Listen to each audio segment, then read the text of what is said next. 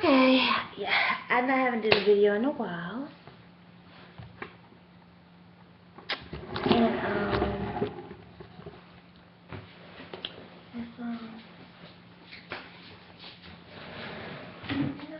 instruction. Okay, this is, you know what it is. State of Black Parents. You know, basically, we just, come by the message. You know, the message is the key.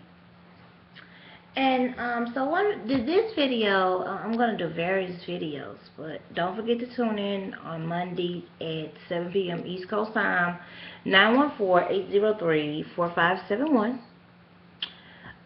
Tune in. Tomorrow we're going to be discussing proms, tuxedos, dresses, music, and themes, and of course community activities. Last year we had the guest, she was our salute beautician, Janice Roy, in the Atlanta, Georgia area. And definitely, salute out to the beauticians, the hairstylists, salute out to them, because definitely they do add beauty, they add art, definitely to very much the definition of what we're doing, whatever anyone doing, they've definitely, I salute them very much. And, prom, I still don't really, prom is just a time, I guess, black teen couples have their time, their celebration, and arts with each other,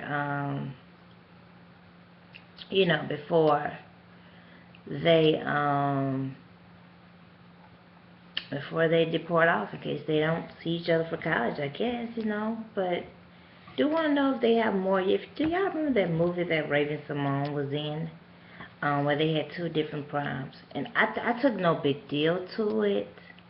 Now where I'm from, the prom, of course, is together. Anybody's invited to it, but people usually just go off and just do their own anyway. But they can do it together, but of course it's gonna be a white DJ. So, seeing when people was talking about it and the reactions, it was like, saying, like I was, this quote that I was, told one time, that you never understand a picture until you're on the out, when you know how it feels to be on the inside and the outside of it. And so in the movie where Symone was in Louisiana, and she was pretty, now she's saying her roots was in Virginia now, but on Oprah she said Louisiana. And that's a Lifetime movie. It was about maybe 7 years ago. It may have been less than that. It may have been 4 or 5 years ago. I don't know. It ain't too far from a decade, okay? And in the film, she fought, to have proms together, because they had to have their proms separate. And so I'll talk about y'all hear my response on it tomorrow. Y'all know I'm not gonna. I'm telling you. Yeah, Symone gonna be talking about it tomorrow. Yes, you will. And so I'm gonna do several videos today, and I gotta remember. Let's just take a look. I got that wrote stuff down. Can't even remember it. Oh gosh, I tell you one thing. Oh, I know what I wanted this video to be about. This video is about the Gospel States, Part 3. So that's the title of this video here. So, being a person that was raised really, really religious, okay? It was religious, and when you're raised as,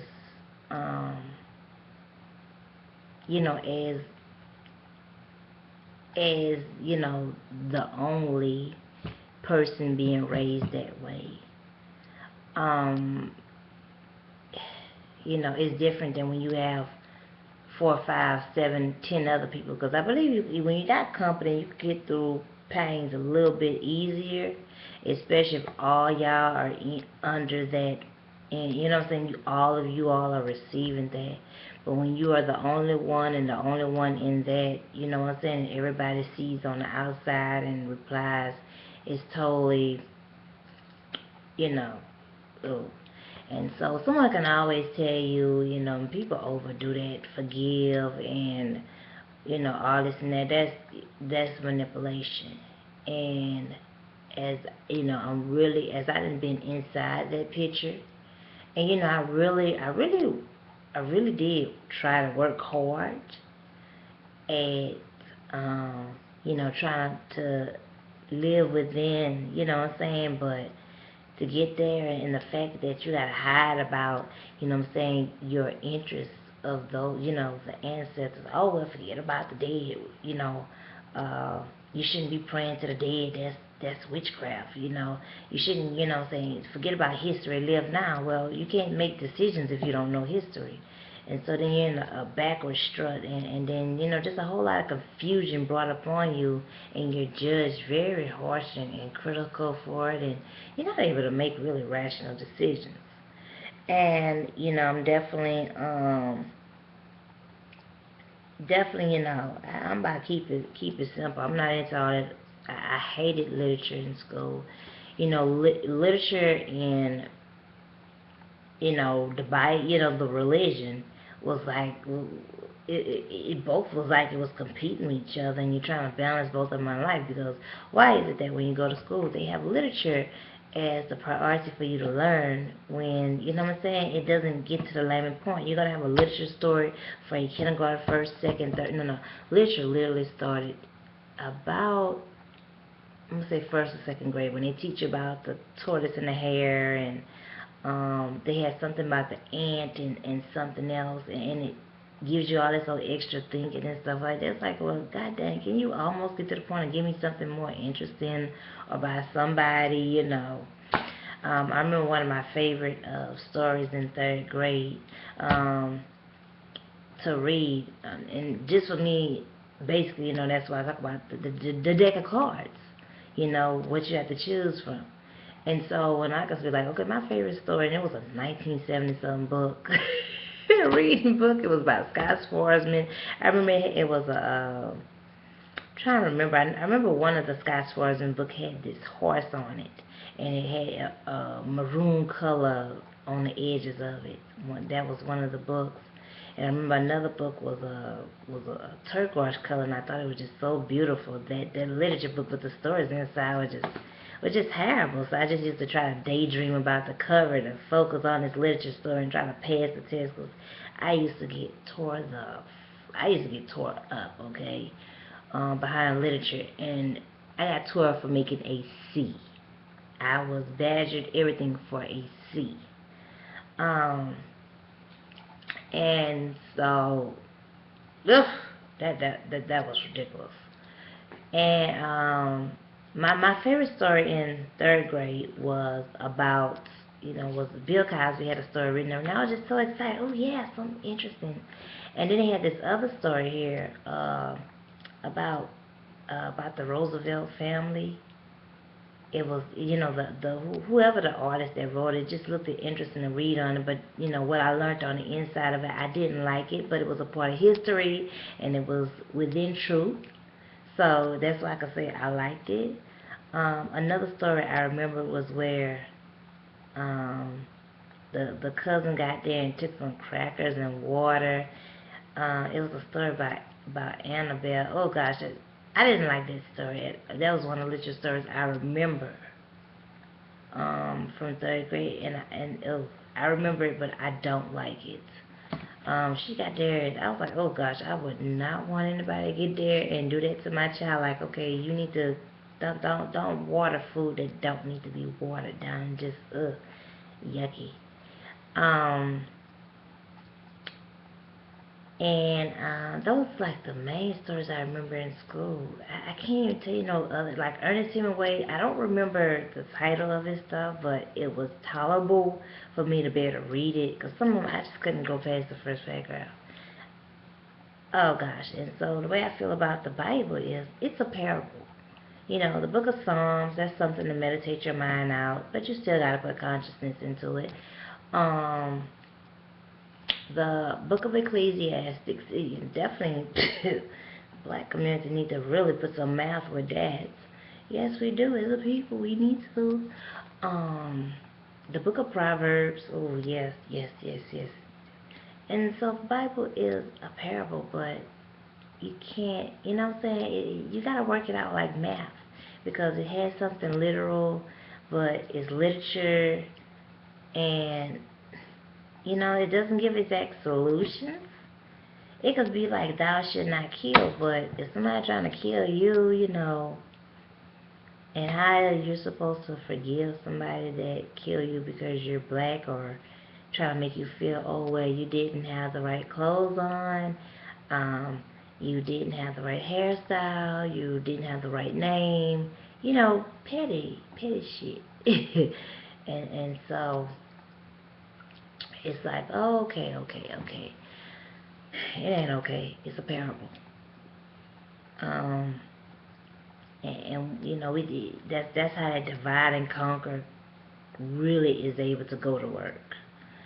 And I really also did this video also. Oh my goodness. I look and I was like, if I ever acted like that, please, whomever may have been affected by it, forgive me.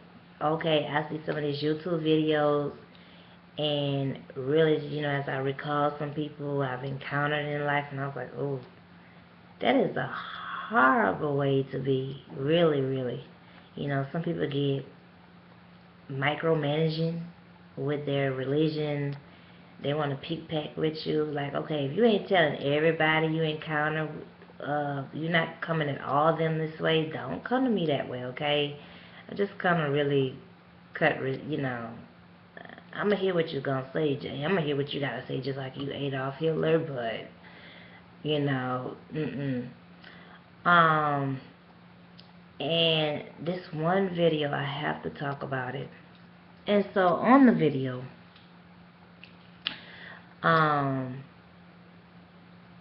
it's about Erica Campbell, I Love God. And so it was on Kev on Stage. It was uploaded on his page.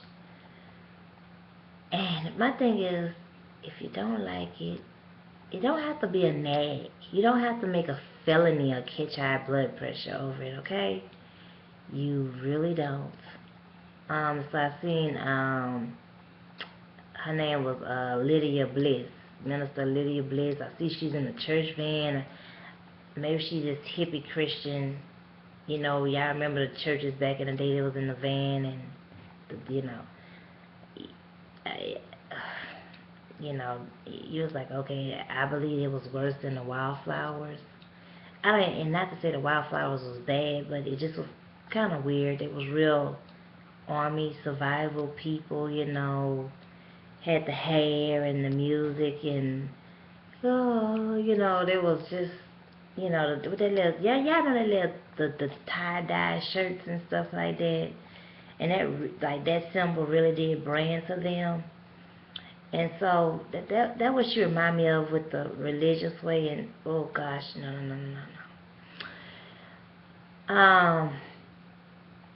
Oh gosh, I tell you, it's just exhausting to hear people opinions that are just you just tell they get high blood pressure from it.